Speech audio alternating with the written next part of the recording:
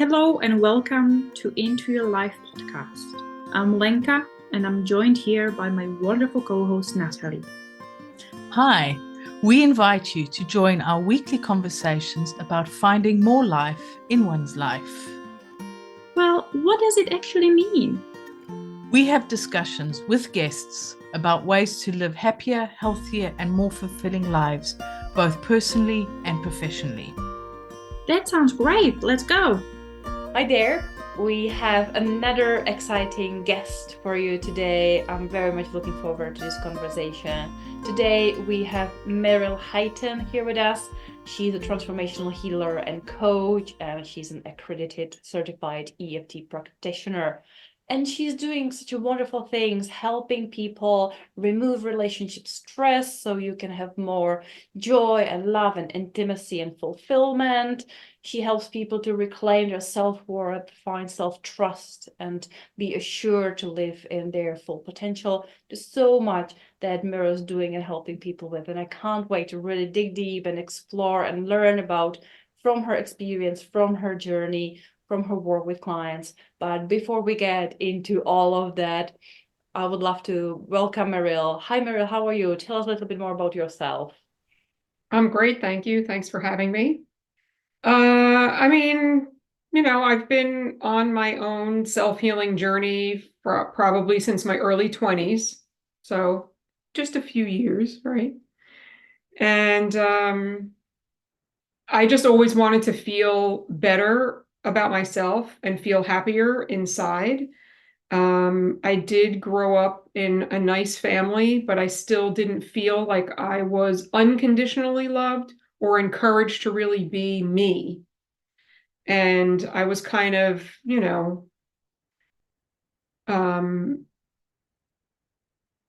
I guess I'm going to use the same word, encouraged to kind of fit into a box and follow along with, you know, the programming that my family had. And I just didn't fit in that. So I felt like I didn't fit in a lot. And I just was always on this journey to figure it out.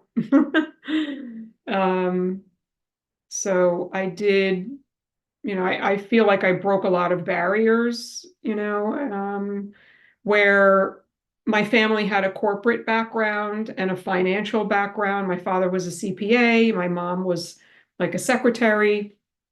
My sister was an office manager, and my brother was in finance in the car business. So I did go to college to become an accountant. And then after a couple of years, 1 year full-time and 1 year, maybe a year and a half part-time. And I was working in corporate America doing accounting. I said, this is not for me. I don't like to be in the cubicle with no windows and working for somebody else. And I really was called to work for myself. And from the age of about 9 years old, I felt very creative and I loved doing my nails. So when I was about 20, I said, I'm quitting college and I'm going to nail school, cosmetology school, so I can do nails. And I did that. And I stayed in my corporate job for a couple of more years just so that I could work doing nails part-time and hone my craft. And then I left. I left all of my 401k and my month, or I think I had 5 weeks at that time of benefits. And, the insurance, all of it. I left it because I had to follow my passion. And I remember my mother standing in the kitchen with my mother telling her, and she was like, what Jewish white girl is going to make money doing nails? And I was like, you watch, because that's what I'm doing. And I did it for 30 years. I worked for a woman in the beginning, and she helped me hone more of my craft. And then I really wanted to be out on my own. And I have been working for myself for over 35 years now. And, I would say that I was very successful for probably 20 of the 30 years. And then I was also on the side, I was also just really interested in holistic health, alternative health, energy healing, And I practiced those things for fun, and I practiced those things for my own health. And I was selling magnetic products, the shoe inserts and things you could sit on. And, and I had people in front of me in the salon to kind of sell to. So I started doing that, and I just did that for a couple of years, and that just kind of went by the wayside, I guess. And I just kept following, the little breadcrumbs, and I loved working out, and and after about 20 years of being hunched over doing nails and working in a very stressful atmosphere of client after client after client without a break, I started to realize it wasn't working for me anymore. So I decided to become a yoga teacher. I was led by a yoga instructor of mine, and she said, if you really want out of the salon, maybe you should become a yoga teacher. And I did. That was back in 2012. And then I realized I'm helping people to feel better in their bodies. And what I loved about teaching yoga was, well, what I loved about my instructors was that they also themed their classes around self-development and spiritual development. And that really interested me too. So when I did my second yoga teacher training in 2017, I told my instructor, I said, that's what I want to be able to do. And she says, well, how about by the end of it was a year-long program. She says, how about at the end of our year, we put together a workshop that you'll actually teach. So I said, oh, that sounds great. And I knew that I was going to close my salon in about a year while I was in that training. And I had been teaching yoga. I was already cutting my hours back, in the salon. And I started researching energy medicine jobs, like what is even available out there for me, because I knew I wanted to be in the coaching world, but I didn't know what that meant, or how I was going to really show up there. So I found a mind-body medicine practitioner job, and I said, "Oh, that sounds interesting. What is that all about?" And I just did some more research and how could I get certified in that if I wanted to. And so there's a place a few hours from where I live called the Kripalu Center for Yoga and Health. It's a very well-known place on the East Coast here in the United States. That's a retreat center, and they offer great programs and yoga teacher trainings and all sorts of stuff. So I got the catalog and literally opened the page, opened the book right to the page that said Intro to Mind Body Medicine class with Dr. Kim Duramo. And I said, oh, I guess I'm going to that. So I took that class. It was like a 4-day class. And she had a prerequisite of reading her book before I went. And she talked a little bit about EFT tapping. And that was my introduction to it. So that was 7 years ago, in 2017. And I took this class with her, and I loved her. I actually thought that tapping was a little weird, and I didn't really get it at first, but I loved her. And I knew that if I'm going to close my salon in about a year and step into this coaching world, I think I want to work with her. She had a group program. I think I want to work with her. I'm going to have to like this tapping thing because she does a lot of it. She doesn't train people in it, but a lot of her continuing education and her freebies and her YouTube videos were all like little snippets of tapping. So I just started following everything she did. And then one day I said, I was like ruminating about something before I was trying to go to sleep. And I was like, I'm not going to go to sleep. Oh, maybe I should try this tapping thing, this new thing. And I did a few rounds of tapping, and then I was kind of looking around, and I said, I don't even remember what I was tapping on. And I really had to dig for like about maybe 30 seconds. I was like, what was I ruminating about again? Oh, right. Okay. Oh, and then all of a sudden I had these new perspectives and these new thoughts and completely shifted, was able to go to sleep, no problem, and said, okay, this is my next thing. This is my next chapter of my life. Like, hands down, when I was in my nail career, I was extremely immersed in the community with all the high-end celebrity nail artists. I'll say, I mean, I did a couple of celebrity. I did Lauryn Hill's nails a few times. She's a singer, professional singer. And I was featured a few times in like a nails magazine.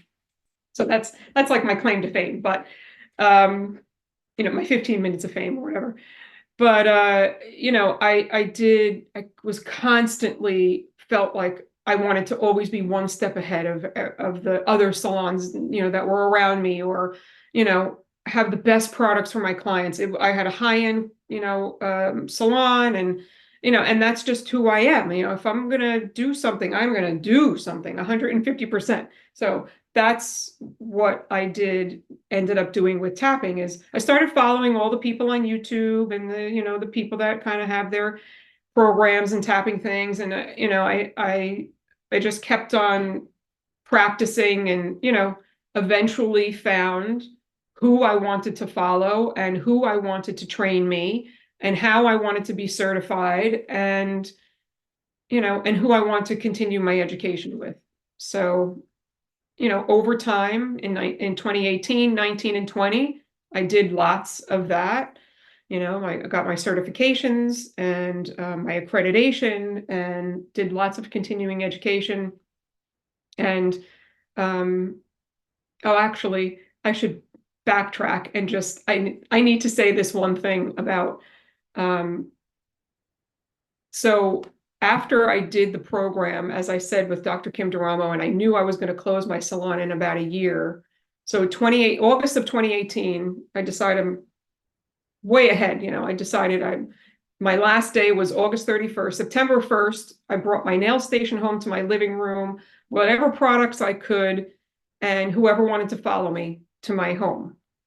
And I said, oh, it'll just take a few months. I'll build this whole coaching, business and everything, just a few months. And then I'll be able to let go of my nail clients.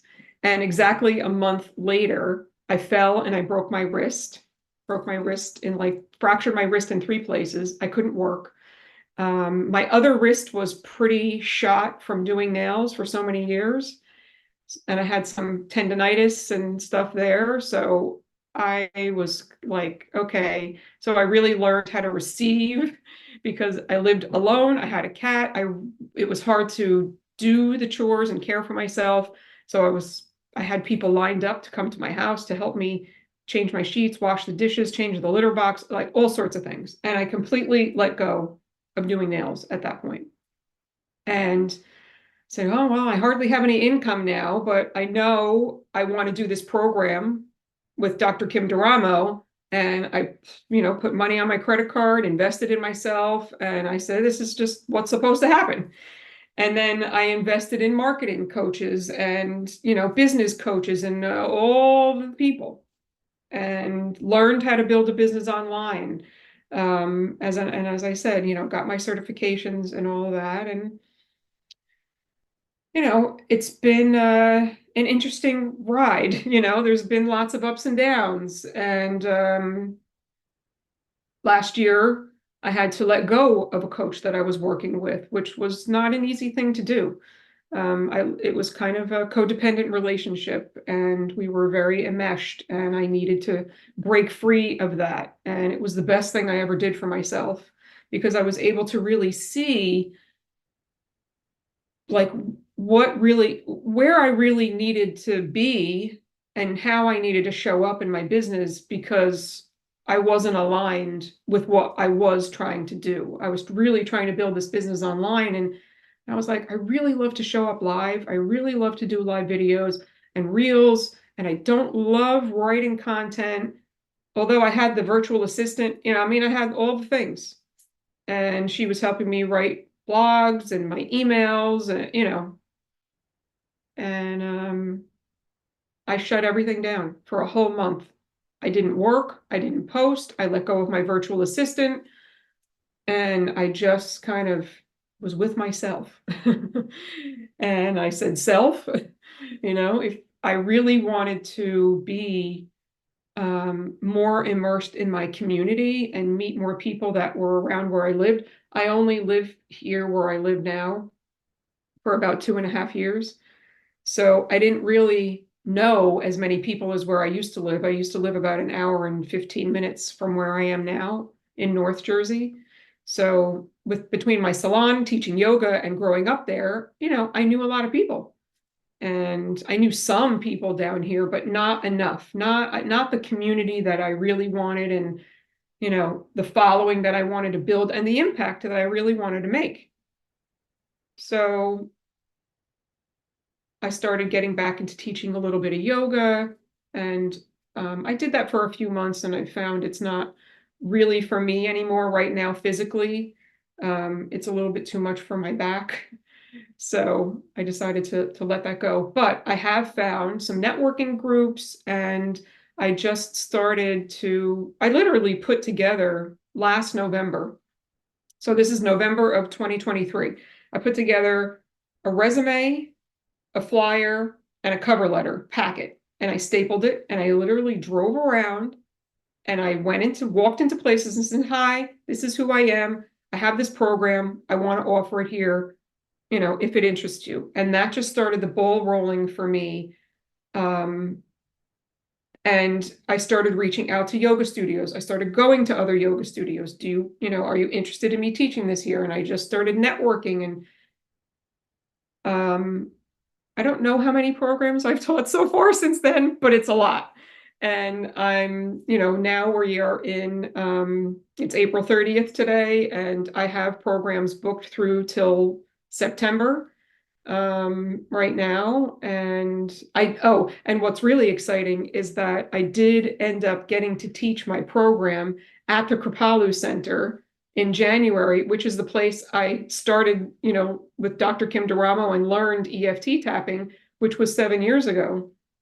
So 7 years later, I got to teach my own tapping program, for a weekend at the center, which was very exciting for me. And now I have people who reach out to me. Some, people see my posts on social media and they say, oh, would you come, would you travel by me and come and teach your program here? And so it's really turned around for me. And I let go of a lot of frustration that I had, because I felt like I was just constantly putting my energy out there and not getting enough fulfillment, in return. And now I do. Wow, what a journey. And it really speaks a lot about, there's, especially when you were talking about your childhood and upbringing and kind of where this all probably started. It resonated so much with me and with my journey with, my family was lovely. I had great upbringing, but there was just something was off, something was missing. I always joke that I must be adopted and I'm so different than my family. Just never felt like I fit in the same way that you said, my family loved me, but it wasn't this unconditional love to allow me to be who I am. And it took me a while to discover who I am and understand how to break these barriers of, family and social expectations and constraints, and how to find this journey of overcoming the fear and the feeling of not being enough, and how Yep. that it reflects in career and in relationships and so sorts of things, and discovering, spirituality, discovering different modalities, discovering this learning, and we all are on a different path. But that was so interesting that the moment you started with your journey, I was like, like that resonates with me so much with my own experience as well. Mhm. Yeah, it's been interesting for sure. Life is interesting, that's for sure. And I'd love for you, if you wouldn't mind, talk a bit more about then tapping, EFT tapping, optimal tapping, the way what you've learned from, other teachers of tapping, and how you've then implemented it for you, what our listeners can potentially, if they are on their journey of kind of getting into tapping, understanding tapping, being interested, to help them, guide them, and maybe give us some insights or practical tips, please? Yeah, absolutely. I love to talk about it. All right, so EFT means emotional freedom techniques. So it's freeing you from unwanted emotions. And we tap using our fingertips on the basic recipe point, which I'll show you just in case you use this video, right? The points are on the side of the hand, the top of the head, inside the eyebrows, corners of the eyes, under the nose, under the lip, under the collarbone, and then under the arm next to the chest. So that's the basic recipe. You don't have to tap in that order, but everybody does because it just makes it easy to remember.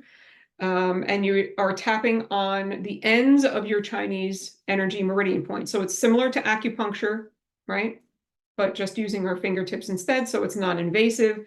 And it is literally tapping right into your parasympathetic nervous system, which is your automatic relaxation response center. So as you feel maybe heightened in stress or anxiety or emotions, just doing that basic recipe and maybe taking a deep breath on each point will help to really lower the intensities for you and lower your cortisol levels. So cortisol is a stress hormone that is released, right, in our body when we have too much stress on a regular basis. So in one session, they say you can reduce cortisol levels about 24%, which is a pretty big deal, right? So as you're trying to process through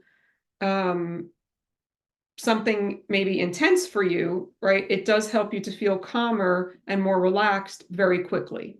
So you can easily tap and take deep breaths, as I said, but the way it works the best is to add psychological phrases as you're tapping so that you are really being focused on exactly what you're thinking, what you're feeling, and what you're experiencing physically. Because the physical feelings are your stress responses that are connected to things from your past. So if someone triggers you today, usually what I would do with a client is we would go through the situation that's happening currently, and we would help to quell that enough in order to be able to go back to, okay, well, when in your past have you felt the same feelings, experienced the same emotions or the same thoughts? And they would say, oh, I have this memory when something happened with my mom or something happened in school, I was bullied or my dad did blah, blah, blah, and right? And we would go back and wipe out the emotional intensities to their past events and situations. So, I mean, that's a very, simple version of it. And we just follow the winding path. So I'm constantly asking, how are you feeling? And using the number scale on 0, the number scale from 0 to 10. So I'm feeling fear at an 8. Okay, well, I want that 8 to be at least a 4 before I ask, when have you felt this earlier in your life? And we would like to go back to the earliest memories, but not everybody is ready to do that. So we follow divine timing. And everyone is on their own path, and everyone has done different levels of self-development. So someone who's done a lot of work and they say, oh, I know exactly that when my mom did this, it still is triggering me today to act in this way where I blame people or I get angry or feel sad when, something happens. And I say, all right, that's great that you have all this awareness and you've been able to connect it, but you still haven't healed from it. So we can go maybe right back to that event and do it. But someone that has not done that much work, they need to be able to manage what's going on in their life currently and reduce their stress and anxiety and, nervous feelings, tenseness, heart palpitations, overwhelm. They need to manage all of that first before we're ever going back into their past. because their nervous system wouldn't be able to handle that. They're too dysregulated, right? So we would have to regulate things first. And as I said, we just keep follow the winding path. How is everything making you feel? What is it like for you? And just constantly asking that question and, doing a little more digging and following the path and doing a little more digging and following the path. I liken it to archaeological digging. You dig up the stuff, you put it in the sifter, and then you sift the dirt, and the gold, right, comes out from it. And that's kind of what happens in this work. It can be messy. It can be, a little hard to do sometimes, but it's always, so relieving and liberating in the end.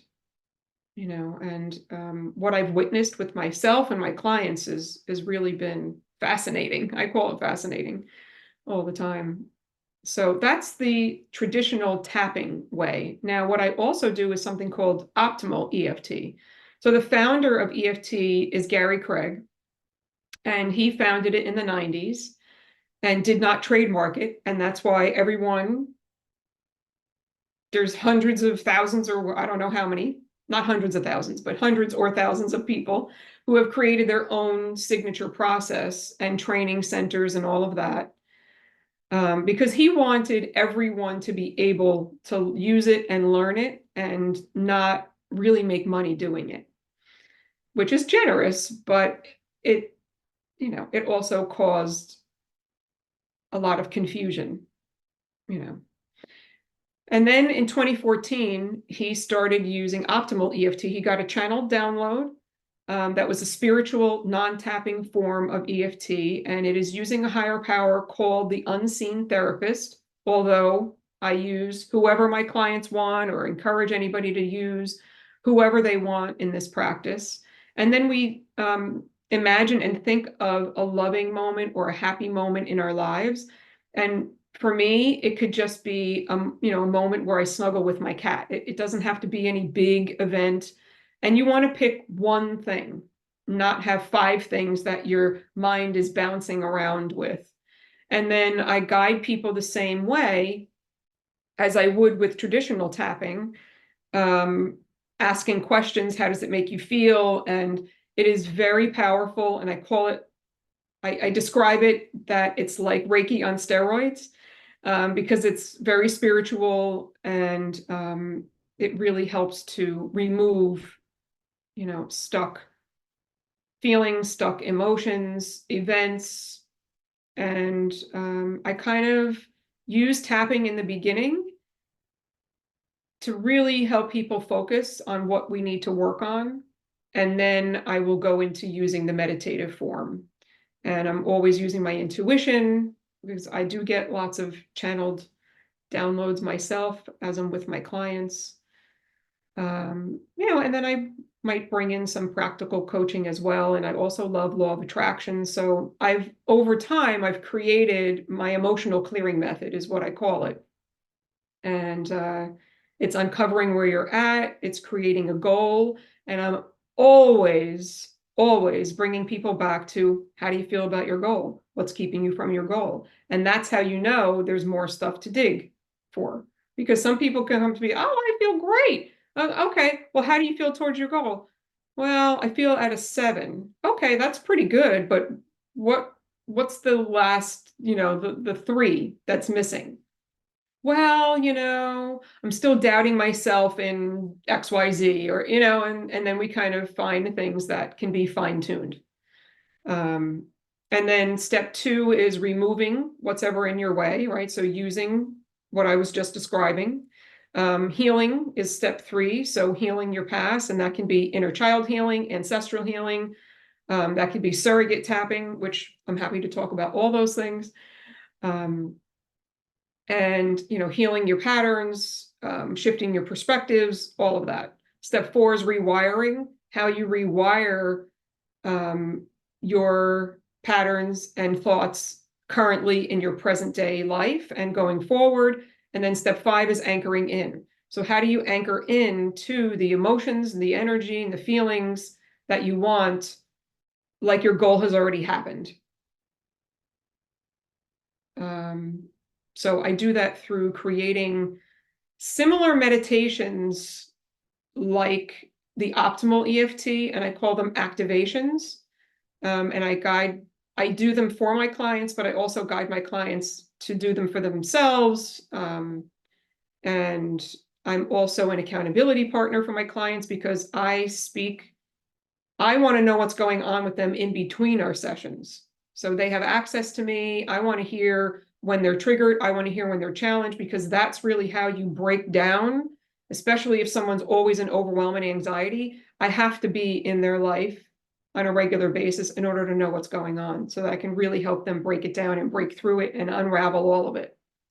Thank you for explaining the tapping. It's something that not everybody knows about or understands. So you've explained it really well. Tapping is something that I've periodically done, I've heard about, but it's always nice to get, different explanations or, different perspectives of it, because as you said, you can create your own way of doing something, and you've really explained that really nicely. One of the things that I wanted to just to ask you about is, you've as your mother said, how can a Jewish white girl do nails? And you've created a successful business, doing nails, having a salon. It's like a physical business, bricks and mortar. People come to you, you build it on your reputation, and nails is nails. It's I know you get different patterns and acrylics and all the bits, but nails is nails. And you now go stepping into a very different arena. It's, as you said, it's more online now, and building that community around you as well. But it's not that easy to build a community as a online EFT practitioner than it is to have a shop or a salon, and people can come, and they come on a monthly basis to fix their nails, redo their nails, and everything else.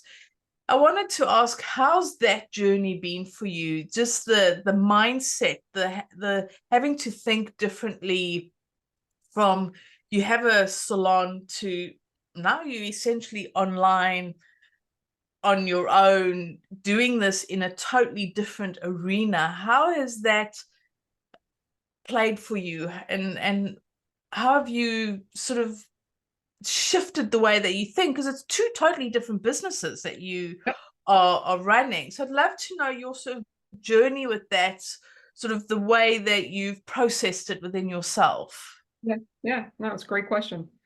I mean, one thing that I'll say is, all of us in my family are very detail oriented.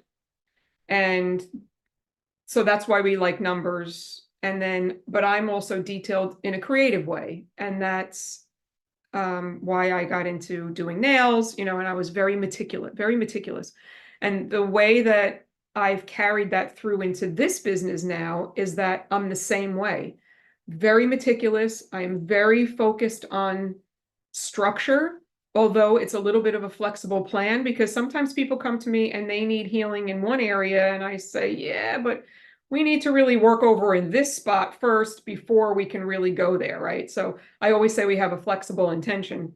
But I'm always, I'm able to really see beyond what people can see and bring in my, detail. Is that a trait? Is that what you call it? To really help people to focus on what's necessary, right? So, and then to answer your question, yeah, when I first started doing nails, I'm working in the place for someone else. We were in a storefront, and people just walked in. It was a big hair salon, and we had a section on one side, and people just came in. Oh, well, maybe I'll get my nails done. Oh, right. And it was easy. And I had a reputation. And like I said, I lived in that area for my life. So I knew a lot of people. And it's something that people are more inclined to spend money on more often. And I developed a following in the first few years, and those people stayed with me for 20 plus years in my career. And I had no problem. I didn't really need to do a lot of marketing, right? So then in this business, I had to learn to do marketing online. And, but like I said, now my marketing is more of, I love teaching in-person programs. So that's my wide part of my funnel. And then they maybe join my email list. They get lots of freebies, right? Then hopefully they sign up to work with me, right? Or they come to another program, and I have a membership, or they join my membership. So, that's my funnel. And I had to learn that, one of the biggest things that I had to learn was because, okay, I'm trying to collect my thoughts here. I always, even when my salon was successful, had a fear around not enough money. And although I had a cancellation policy that I didn't have from the beginning, but I instilled a cancellation policy because I wanted people to respect my time. And if somebody didn't show up, you didn't want to be around me. And all the people in the salon knew, like, oh, Meryl didn't have, a client didn't show up or something. I was not a happy person. All I thought about was like that they were doing it to me personally. That's how I felt like it. They were doing it to me personally. And now how am I going to make the money back? And, and thankfully, most of the time, I really did have people that respected my time. And then I instilled this cancellation policy. But forwarding, past that, and in the beginning few years of what I do now, I still felt that I needed to control and force. I needed to control and force clients to sign up. I needed to control and force my marketing. I had to do a certain amount of marketing. I had to constantly push myself. I felt like I was always in this spiral of content and posting and this and that, right? And like I said, I mean, I was burnt out. I was completely burnt out. That's why last year I shut everything down. I said, I don't know, this isn't working for me. And I remember talking to a colleague who's a really good friend of mine, and she says, well, if you don't really want to do a lot of the marketing anymore, you need to collaborate with people that are going to help you do your marketing. And I said, yeah, those are going to be the studio owners and the wellness centers and the, maybe doctor's offices, of where I want to teach. And it's exactly what it's exactly what I built, but I had to really learn. I mean, the month that I took off from my business, I couldn't afford to really do that. But I knew, like, I just knew that I had to do it. And I knew that I would be supported if I did that, because that was what was aligned for me. And I learned over the years that following and trusting my intuition means I'm going to be supported very easily by the universe. And if I don't, and I keep trying to control and force things and, try things that are not really aligned for me, and not listen to my intuition, then it doesn't work. Or it seems like it kind of works, but it's not exactly the same, right? The right thing, right? So I really, through that month and then the months after, I mean, I had to start all over again, kind of, and, I had a few clients at that time that kind of carried me through a little bit. And I really just used my skills of tapping and optimal EFT. And I had a village. I still have a village, I call it, of people, friends, colleagues, accountability partners, book clubs that are, not just for fun, but I mean, everything. I surrounded myself with people that really were believed in me more than I maybe believed in myself at some times, you know, and really helped me through. I mean, it could, you know, bring me to tears, really. And I worked through every single day. I tapped every day. And I said, even though I'm afraid or feeling this fear, like I don't have enough money, right here today, nothing bad is happening, and I am safe, and I am supported. You know, even though maybe I wasn't bringing in my own physical income, I was getting, I mean, friends were treating me to dinners. Yeah, let me give me a minute to just collect myself here because I'm back. So I'm just extremely grateful for the support that I had that was around me. And that's what I anchored into. And now I have more of a successful business again, you know, and there's rarely any time where I feel that, I mean, I was in some serious panic days, really serious panic days, where all day long I was tapping, literally all day long, even though I'm feeling this fear, you know, right here and now, I'm okay, right? And I had to really keep telling myself that, and I worked through it. You know, I really worked through it. So I know that when my clients are feeling the same way about, it doesn't have to be money, it can be anything, you know, healing from relationships and patterns, and, you know, being single at, you know, 45 years old, or never thinking they're ever going to find anybody again. You know, I mean, I know how to bring people through some serious pattern, you know, shifting, because I've done it for myself. Well, thank you so much for sharing. And this is, you know, you're sharing this, and your journey is showing us this of having more life in one's life. You know, this is what our podcast is about, is you followed your gut or your heart or your instinct. You didn't become an accountant and, you know, do the corporate America thing as you was very told that you should do. And this is all the shoulding all over ourselves that we do.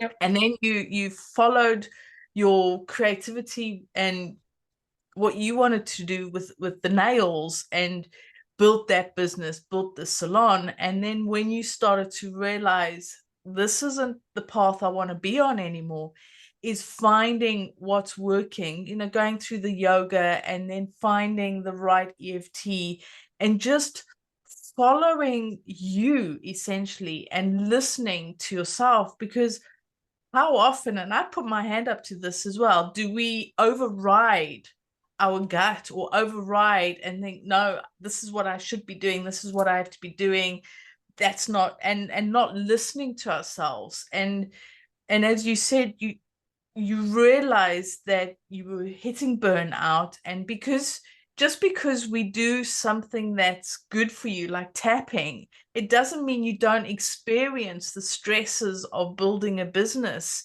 Yeah. And coming the other side, because you work with wellness, doesn't automatically mean that you are in that wellness space. Absolutely. And then having that courage, and that following that instinct, or that gut saying, that's it, you've got to close it down, and I'm going to be okay, but it's going to be tough. And this might not have been consciously going through your mind, but just knowing that this was something that you had to do. I mean, this is very much part of having more life in one's life. It's not always about the smelling of roses. It's the Right. manure and the dirt that goes with it. Yep. That creates or helps us to build that right life for us as individuals. And so thank you for sharing that, because that really shows that when you listen to yourself, when you listen to what it is that you are needing right at that time, helps you to come out the other side.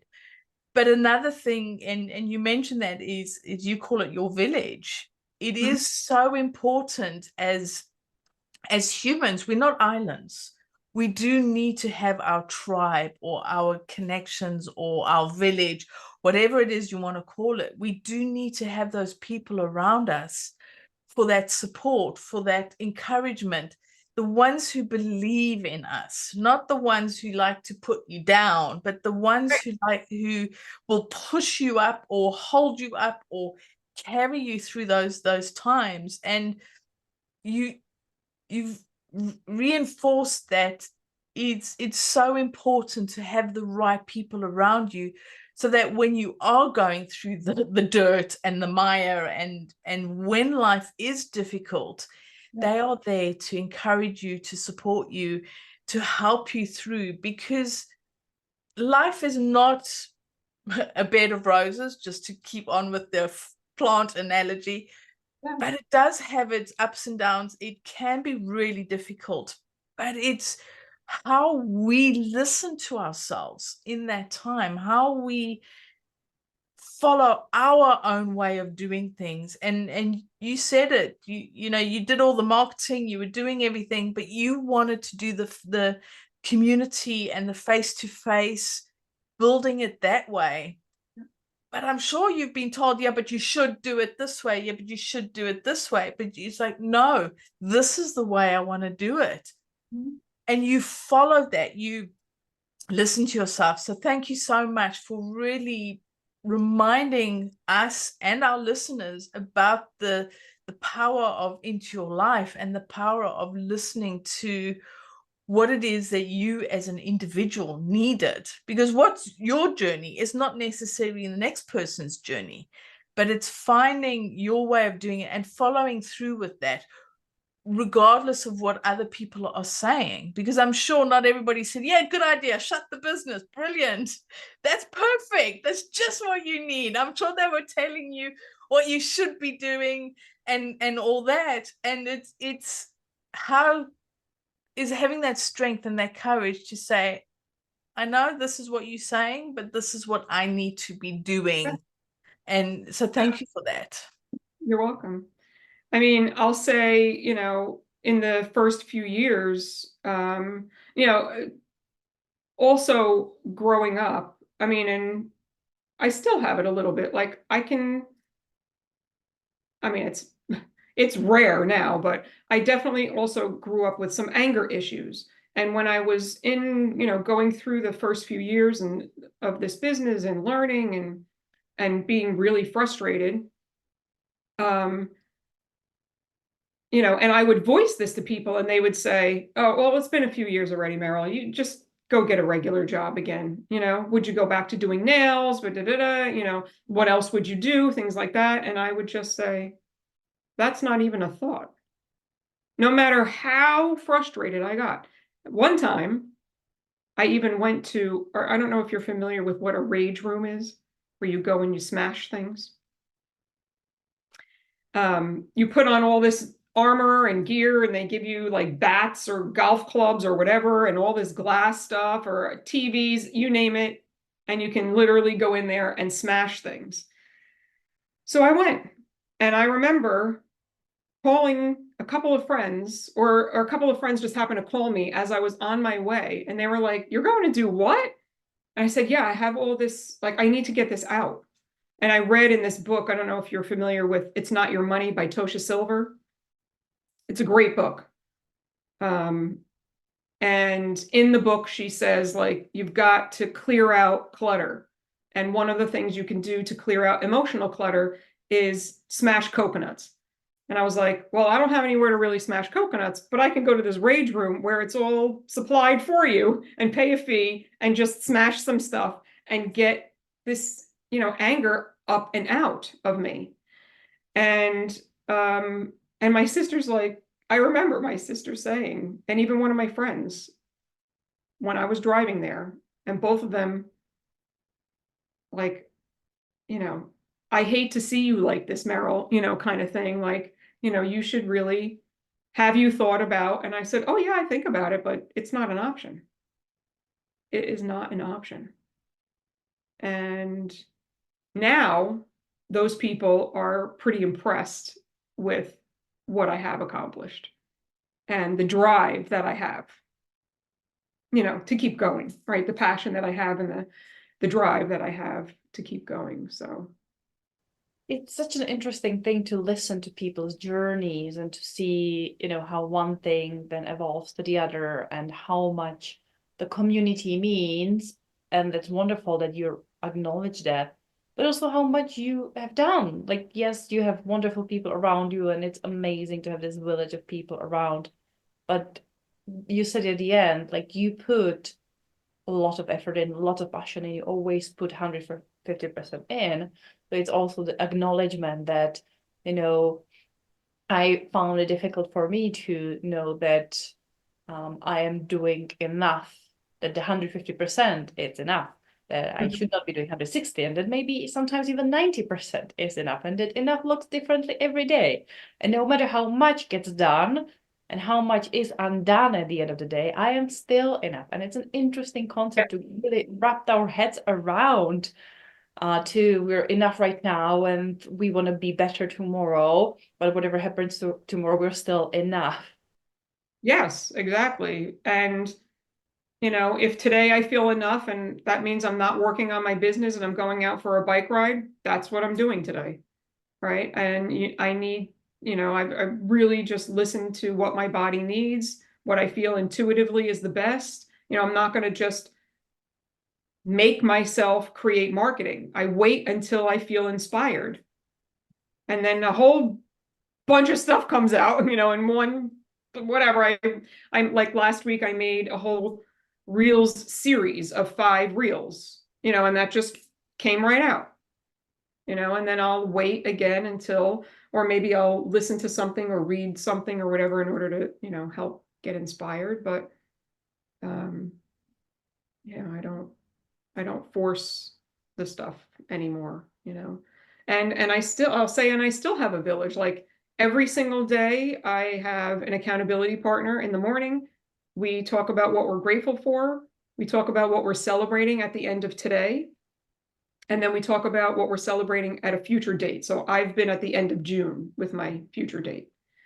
And we message each other back and forth with that every single day. Today's day 83. So, and then I'm in a book club with the book Think and Grow Rich by Napoleon Hill. Amazing, right? We have a few weeks left of that. We meet every week and read a chapter every week. So that's really been amazing about really having, you really have to hold the faith. You really have to hold the faith, right? And keep that vision of what you want to create. And mine is impact. I'm looking at my vision board right now as I'm talking to you, and the word on the top is impact for this year. And then in the evening, I have another accountability partner, and we talk about our wins of the day and then our goals for the next day. So all of this really keeps me very honest and accountable, and sometimes I sit and I'm busy and I say, what did I text my friend last night that I was going to do today? What are my goals today?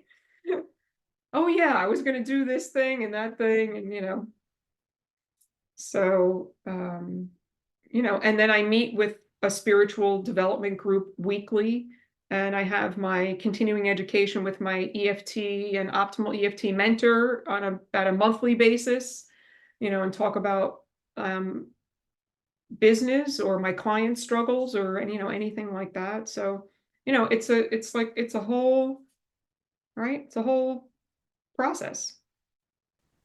And I appreciate that you brought the whole wealth of, your wisdom and your experience and your journey and your struggles and your solutions and your experiments and the things you put in place and how things are evolving into the conversation with us, because this is all about, we're never pretending that anyone is perfect, that anyone has it all figured out, but we love learning from people's journeys and their experiences and what took them where.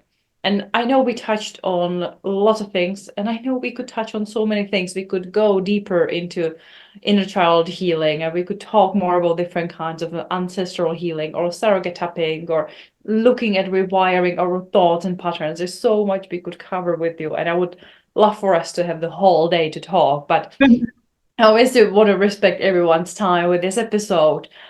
So we'll leave that for another time because we love having our guests back to dive deeper into specific topics. So we'd be more than happy to, find another time and maybe more of a deep dive in a specific section. So with this wealth of, modalities and experiences and downloads and thoughts and processes, are there any final thoughts, any final piece of wisdom, a little bit of a golden nugget that you would leave our viewers and listeners with? I know it's a lot to summarize into one thing, so obviously up to you. Pick one big thing, few little nuggets.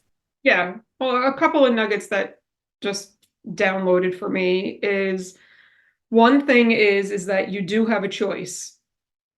Not everybody thinks that they have a choice. They really think that their life is what it is. And I see beyond that. So you really do have a choice. It's shifting your perspective to believe that there is a choice. That's one thing. And then another thing is that you can feel, I used to think that if you felt sad or in fear or were angry, that was my identity. Maybe for the day or for a few weeks or something like that. And I didn't give myself permission to also feel happy about something else. So that's really shifted for me. Even though I might feel sad about this thing, I'm also happy about, say, being on this podcast or something, right? If I'm afraid of, I'll go back to the money thing, right? If I am in fear about money, but I'm so grateful, right? Not but and. That's what I want to really say. It's this and that, and I am so grateful that I have that, because I feel when you say but, it makes you maybe focus more on the negative, but when you say and, it makes you focus more on the positive, if that makes sense. It makes total sense. It's the negativity in the brain really to focusing on that we are not one or the other, that it's absolutely possible to be all of it all at once, that we don't have to be only sad or only happy, only broke and only unhealthy. We can be a little bit of everything or a lot of everything all at the same time. That's our human condition. Right. And then you really need to be able to use the good things and the things that you like about yourself and the things that you're proud of. That's what you need to use as leverage to remove the negativity, right? And rewire your patterns and all that. So that's what I have. Yeah, well, that's been wonderful. Thank you so much for spending this time to chat with us. If any of our listeners thinks, well, this lady, she really just struck a chord in me. There's something in her journey, in her experience, in the way she helps people that I really need to know more, learn more, see how I can work with her. Where can people find you? Let us know. I will obviously put all the links and connection details into the description below. Yes. Everything is under my name, Meryl Hyten. So my website is merylhyten.com. You can find me on LinkedIn, YouTube, Instagram, Facebook. Everything's under my name. So makes it easy. It's always nice when everything is under one name, it's clear. And obviously, yes, as I said, we're going to put the links in the description as well so people can just, it's a tap away. But thank you so much for being here today. Thank you so much for sharing your journey so open and being vulnerable around, the ups and downs and the intricacies of building a business and going in for yourself and discovering your path and discovering yourself. Thank you so much. My pleasure. Thank you for having me. And to our lovely listeners, what have you learned about yourself from this episode today? Was there something that resonated with you? The way Meryl's journey from her childhood, from the early days, that resonated with me? Just something that you were like, I find myself in there, and therefore I can learn from this journey. I can learn from the knowledge and the wisdom and the experience shared. Let us know in the comments, wherever you found us. Let us know. We would love to hear from you. And until next time, see you soon. Bye. If you enjoyed listening to our conversation, please share it with your friends and colleagues, and don't forget to subscribe. We would love it if you could give us a 5-star rating and write a short review.